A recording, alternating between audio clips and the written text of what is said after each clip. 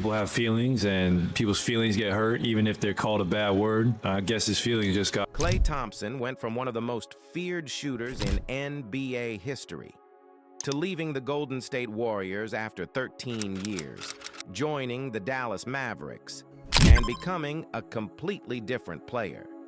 Not because he forgot how to shoot, not because he stopped working, but because everything that made him great changed: injuries, time, and a comeback that never fully brought him back.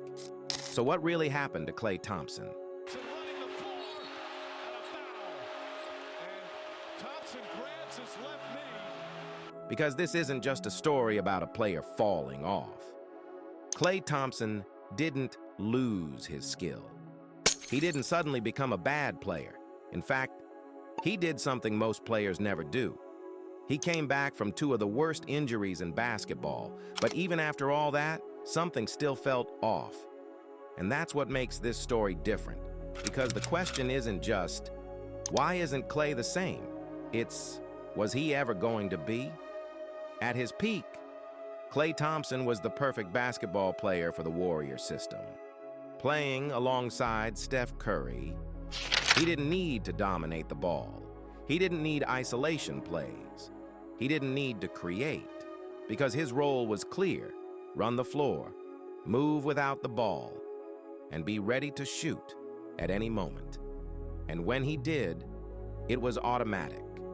Defenders couldn't relax, not for a second, because one mistake, one late closeout, and the game could change instantly.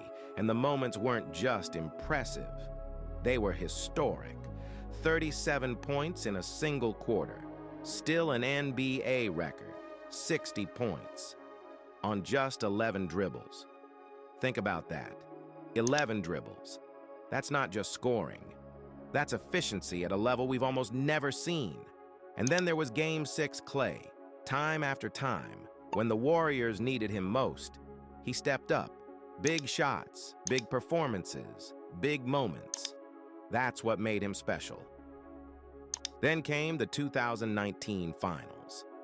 Klay Thompson is playing at a high level, helping keep the Warriors alive.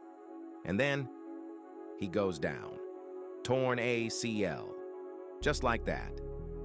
Everything stopped. At the time, fans believed he would come back, because Klay wasn't built on athleticism. He was a shooter, and shooters usually age well. But what no one expected was what came next. Before he could even return, another injury hit, a torn Achilles. Now it wasn't just one major setback, it was two, back to back. And that changes everything, because it's not just about recovery, it's about your movement, your balance, your timing, the small things that separate great players from elite ones. Klay didn't just miss a few games, he missed years, over 2 full seasons away from the court. And during that time, the NBA changed. New stars took over, the pace increased, the style evolved. And while Klay was fighting to come back, the game was moving forward without him. When he finally came back, it was one of the most emotional moments in the league.